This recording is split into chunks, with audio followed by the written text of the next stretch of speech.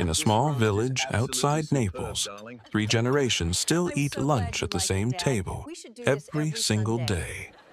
Not on holidays, This is just not on like old Sundays, times. every It really day. is, Dad. Meanwhile, across the industrialized world, families scatter, grown children move away, grandparents live alone, dinner tables sit empty.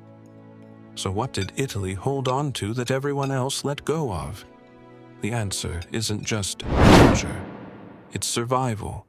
It's 400 years of governments Italians couldn't trust, a church that made the household sacred, and a poverty so brutal that the family became the only institution that never failed you.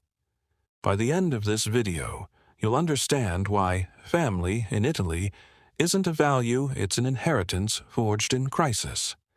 And it starts with a Roman word most people have never heard: paterfamilias. Rome didn't have a welfare system. It had the familia, a legal unit ruled by the paterfamilias, the eldest living male, who held near total authority over children, grandchildren, and even adult sons until his death. Marriage, property, punishment, even life and death, all of it ran through the household, not the state. Rome's genius wasn't its armies. It was convincing an empire that the family was the smallest unit of government. And when Rome fell, that idea didn't die with it. It went underground into the villages and waited. For over 1,000 years after Rome, Italy wasn't a country.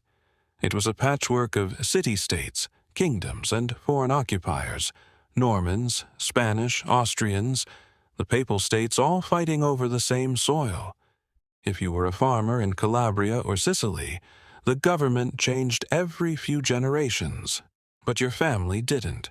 Historians have a term for what this created: a moral familism, a mindset where you protect your own bloodline first, because no one else is coming to protect you. It sounds cold when you say it like that, but it's really the opposite.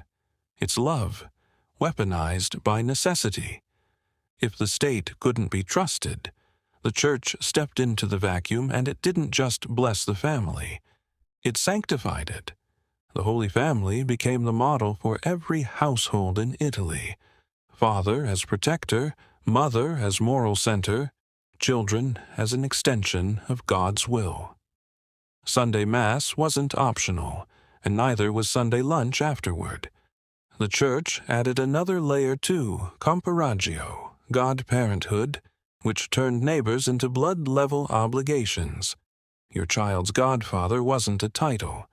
He was family now, for life, no negotiation. Even after Italy unified in 1861 on paper, it didn't unify in practice. People didn't identify as Italian. They identified as Neapolitan, Sicilian, Venetian. This is campanilismo, loyalty to whatever you could see from your village's bell tower, and nothing beyond it. The new Italian state felt like just another foreign occupier wearing a different flag. So families doubled down on what had always worked each other. Trust radius, family first, village second, region third.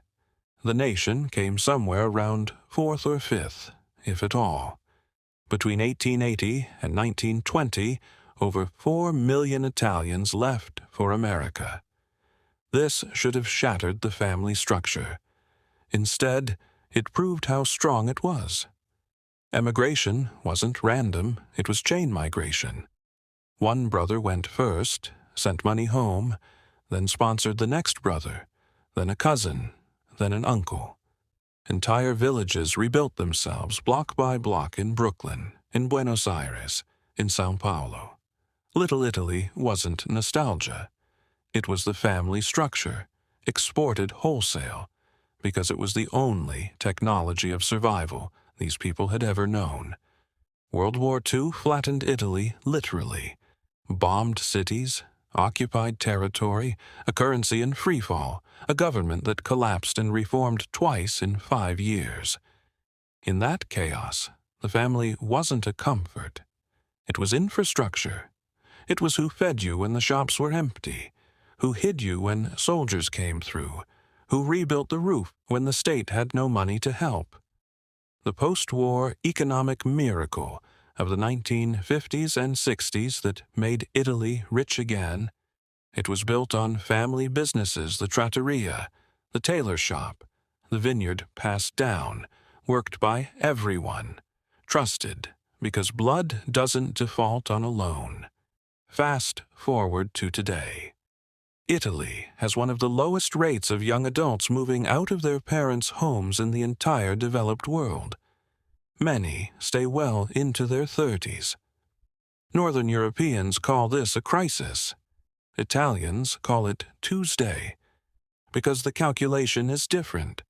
Why pay rent to a stranger when you can save money, eat better, and stay close to the people who'd actually show up for you in an emergency? Surveys consistently show Italians report among the highest trust in family and among the lowest trust in national institutions in Western Europe. That gap isn't new. It's 400 years old. Walk through any Italian town at 1 p.m. on a Sunday, and you'll notice something. The streets are empty, not because nothing's happening, because everything is happening indoors, around a table. This ritual has barely changed in 100 years. Multiple courses, no rush, no phones, an argument or two, then coffee. It's not really about the food. It's a weekly reinforcement of the same lesson every Italian child learns before they can read. No matter what happens out there, this table is where you belong. Here's the uncomfortable comparison. As Northern Europe and North America industrialized faster, they built stronger states, better pensions, better safety nets, more institutional trust, and family, correspondingly, mattered less as a survival mechanism. It became optional, a nice-to-have. Italy industrialized too, eventually, but it never fully outsourced trust to the state, because the state had spent 400 years proving it couldn't be trusted. So the family stayed load-bearing, not because Italians are more sentimental than anyone else, because they never got the option to stop needing each other. So why are Italians so family-oriented? Not because of some gene, some stereotype, some pizzeria postcard idea of warmth. It's because for 2,000 years, the family was the only government that never collapsed, the only bank that never failed, the only army that never abandoned its post. Empires fell, kingdoms rose and burned, currencies collapsed twice in one lifetime. And through all of it, there was still a table, still a Sunday, still someone who showed up. That's not a stereotype. That's a survival strategy so successful, it became an identity. If this changed how you see something you thought you already understood, that's exactly what this channel is for. Subscribe, and I'll see you in the next story, one bloodline, one empire, one forgotten reason at a time. Does your family still do Sunday lunch? Tell me in the comments.